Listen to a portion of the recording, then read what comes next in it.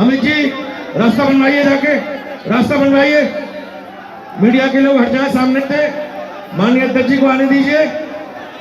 Media के लोग हटे, माननीय अध्यक्ष जी को आने दें सामने से। भाई ये क्या तरीका है आपका? मीडिया के लोग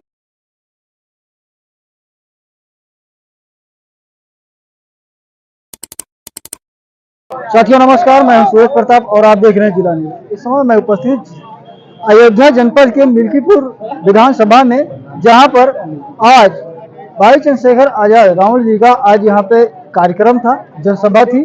और इनकी जनसभा में हम आपको दिखाते हैं, आप अनुमान लगाइए कि इनकी जनसभा में इतनी भीड़ है तो क्या माहौल रहा होगा यहाँ पर। ये आप लोग इस तरीके से रास्ता रोकते हैं, ये बात ठीक नहीं है। मीडिया के लोगों को इतना ध्यान रखना चाहिए कि मुख्यमंत्री जी आ रहे हैं और आप उनके सामने खड़े हो रहे हो।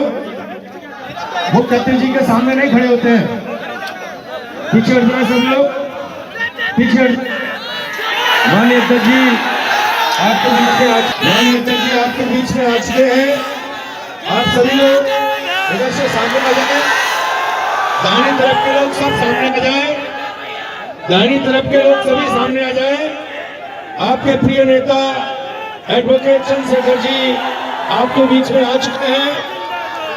आपके नेता भीम आर्मी के चीफ, आजाद समाज पार्टी के राष्ट्रीय अध्यक्ष एडवोकेट चंद्रशेखर जी आपके बीच में आ चुके हैं। दाहिने तरफ जो हमारे साथी खड़े हैं, आप सभी से मेरी अपील है, आप सभी लोग सामने आ जाएं। दाहिनी तरफ के सभी लोग सामने आए, जिससे आप लोग अपने प्रिय नेता को देख सकें, अपने प्रिय नेता के विचार सुन सकें। सभी साथियों से मेरी अपील है, आप लोग अनुशासन का परिचय दें, अनुशासन का परिचय दें। सभी लोग सामने जाएं, यहां से हट जाएं, सीढ़ियों के पास से, सीढ़ियों के पास से हट जाएं। आप लोग सामने जाकर, आप लोग कुर्सियों पर खड़े ना हो, आप सभी लोग बैठ जाएं कुर्सियों पर।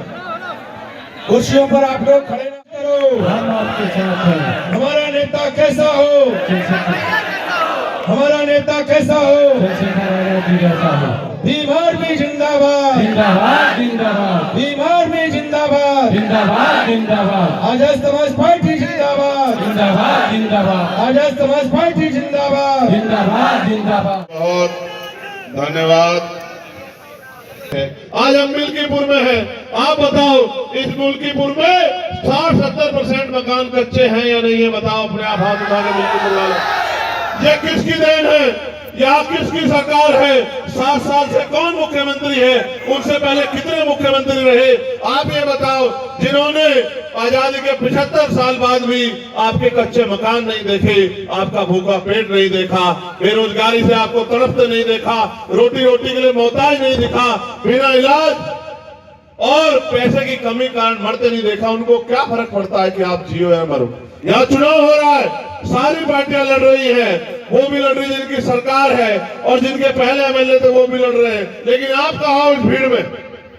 कभी कोई जीतता है, कभी कोई जीतता। आप कब जीते? आपकी बात कब हुई? आपकी आवाज किसने उठाई? सरकार पे सारे अधिकार हैं, सरकार पे सारी शक्ति है। अगर चाहते तो 3 महीने में यहाँ के सारे मकान पक्के हो जाते, यहाँ रोजगार के साधन खड़े हो जाते, इंडस्ट्रियल एरिया लग जाता, यहाँ के लोगों को वहाँ चौक पे जाके मजदूरी नहीं करनी पड़ती, वहाँ जाके बिकने के लिए नहीं जाना पड़ता। लेकिन सरकार की इच्छा शक्ति नहीं है, और इच्छा शक्ति आज की बात नहीं है, इच्छा शक्ति तो सदियों से नहीं रही। अगर सदियों से इच्छा शक्ति रही होती तो इस देश में बाबा साहब अम्बेडकर को अपनी पार्टी नहीं बनानी पड़ती। इस देश में तमाम पार्टी में होते, बाबा साहब अम्बेडकर ने अपनी पार्टी बनाई और पार्टी बना के समाज को संदेश दिया कि जिनका दल होता है उनमें बल होता है, और जिनमें बल होता है उनकी समस्याओं का हल होता है। अगर आप अपनी समस्या का हल चाहते हैं तो आपको अपना दल और अपना बल बनाना पड़ेगा। दल बनके तैयार है, नगीना के लोगों ने दल में ताकत भी झोंक दी है। इस बार बारी मिल्कीपुर की है, मिल्कीपुर वाले भी इस बार ताकत झोंक दो, फिर आप देखना जिस तरह पार्लियामेंट में चंद्रशेखर आजाद आपकी आवाज उठाते हैं, उसी तरह लखनऊ की विधानसभा में सूरज चौधरी दहाड़ दहाड़ के आपके क्षेत्रों के लिए लड़ने का काम करेंगे। इस क्षेत्र में ना सड़कें अच्छी, ना बिजली पानी की व्यवस्था अच्छी, ना कोई पूछने वाला है। और जिस तरह से निजीकरण हो रहा है। मुझे नहीं लगता कि अगले 10 साल बाद कोई सरकारी नौकरी भी रहेगी। 400-500 रुपए की मेहनत मजदूरी करके आप मुख्य धारा में नहीं जुड़ सकते हो। मेरे लोगों, जो मजदूरी कर रहे हैं उनको देख लो, घर बनाने में उनके जूते घिस गए हैं।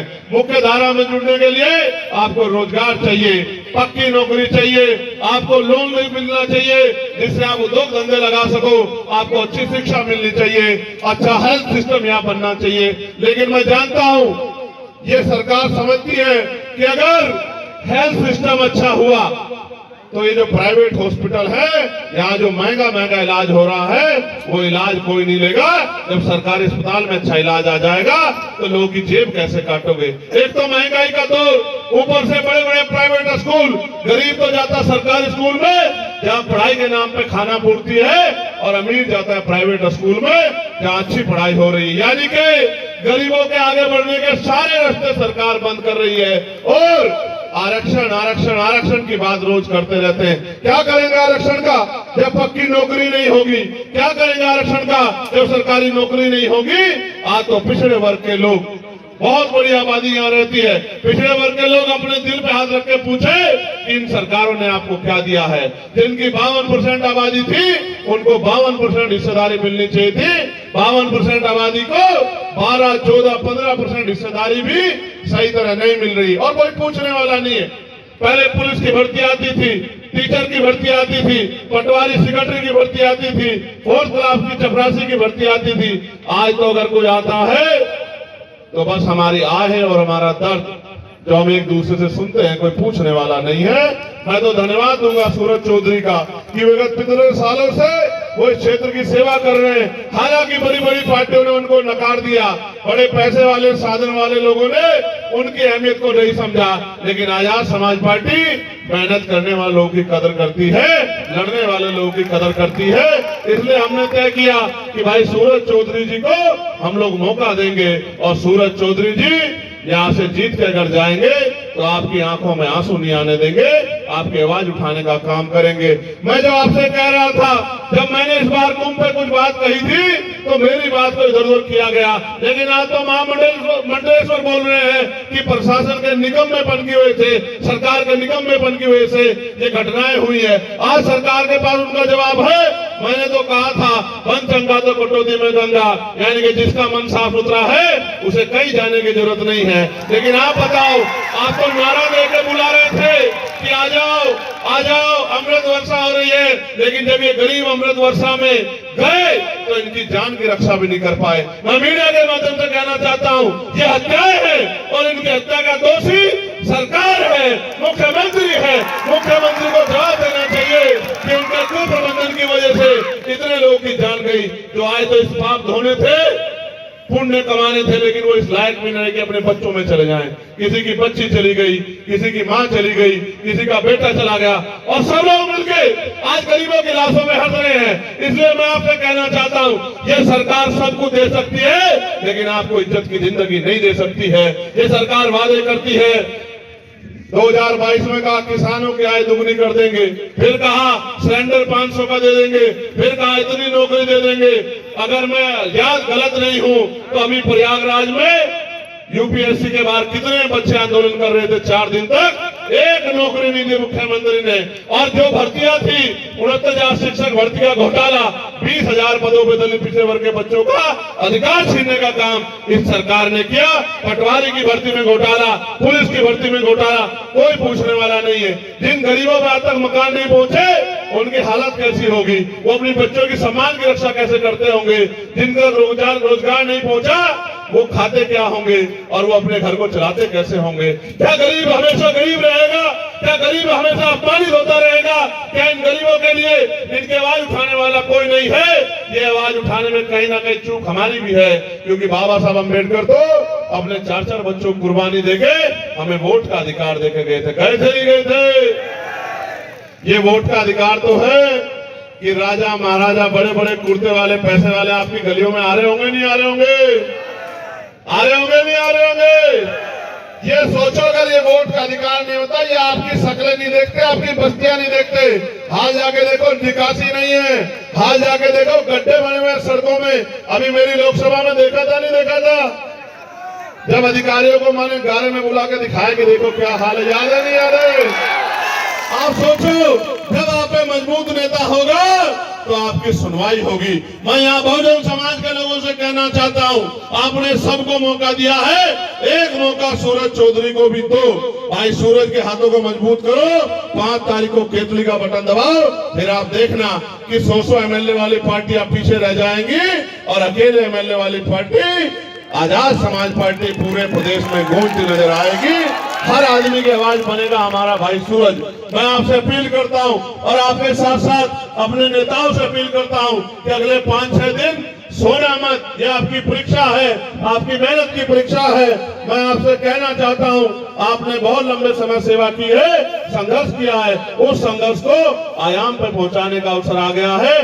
दिन रात मेहनत करो और आपका मुकाबला उनसे है जो बहुत बड़े पैसे वाले हैं, धन्ना सेठ है, जिनकी बड़ी बड़ी लेगेसी है। मगर याद रखना, काशीराम साहब कहते थे, तमन्ना अगर सच्ची हो तो रास्ते 1000 होते हैं और तमन्ना अगर झूठी हो तो बहाने 1000 होते हैं। अगर आपकी तमन्ना सच्ची है, आपका लक्ष्य सच्चा है, आपने ठान लिया है, तो कोई आपको नहीं रोक सकता। इसलिए मैं आपसे कहना चाहता हूं कि आपको और हमें, मैं आपको भी पिछली बार कह के गया था, मिल्कीपुर वालों, आज फिर कह रहा हूं, जेब में फोन है, क्षेत्र में रिश्तेदारी है, 8 घंटे पेट को भरने के लिए 8 घंटे काम करते हो, मेहनत मजदूरी करते हो और फिर ये सोचते हो कोई आपकी लड़ाई लड़े। लेकिन अपनी इज्जत की जिंदगी के लिए, सुख सुविधाओं के लिए, अच्छी पॉलिसियों के लिए 1 घंटा रोज आप ही सूरज चौधरी बनकर काम करो। फोन उठाओ, रिश्तेदारियों में फोन करो, दोस्तों को फोन करो, घर से निकलो, अपनी बस्तियों में जाओ, लोगों से अपील करो, उनसे कहो कि बटन केतली का दबाओ और अपनी किस्मत को जगाओ, अपने अंधेरे को हटाओ और रोशनी की किरण लाओ और केतली का बटन दबाओ। अगर आपने जिम्मेदारी समझ ली और आपने जिम्मेदारी समझ के काम कर दिया तो मैं लिख के देता हूं कि भाई सूरज चौधरी बहुत अच्छे मतों से जीतेंगे। लेकिन वो तब तक जो है मजबूरी में लंबे समय तक इधर उधर काम कर रहे थे, लेकिन अब वो अपने घर में आ गए हैं। और मान्यवर काशीराम साहब कहते थे कि दूसरों के महलों से अच्छी होती है अपनी झोपड़ी। बताओ इनकी मदद करोगे नहीं करोगे? बताओ इस उत्तर प्रदेश को, इस सरकार से, जिसने सरकार ने गरीबों के हक छीने, उससे मुक्ति दिलाओगे नहीं दिलाओगे? क्या यहाँ से अपनी आवाज मजबूत कर दोगे नहीं कर दोगे? तो आज के बाद अपने आप सूरज चौधरी बन के काम करोगे नहीं करोगे? लोगों को घरों में जाके जगाओगे नहीं जगाओगे? लोगों को अपना निशान बताओगे नहीं बताओगे? इस लड़ाई को आगे बढ़ाओगे नहीं बढ़ाओगे? ये आपके हाथ में है कि अगले 2.5 साल जो उत्तर प्रदेश में 2 साल बचे वो कैसे होंगे, ये आपके हाथ में है। अगर आपने समझदारी दिखाई, आपने जिम्मेदारी दिखाई, आपने अपनी वोट का सही प्रयोग किया और अगले 4-5 दिन सूरज चौधरी बनकर मेहनत कर ली, तो मेरी बात को याद रखना कि टीवी की पट्टी पे चलेगा कि मिल्कीपुर वालों ने इतिहास रच दिया। एक गरीब के बेटे को जैसे नगीना ने सांसद बनाया था, ऐसे ही विधायक बनाकर असेंबली में भेज दिया।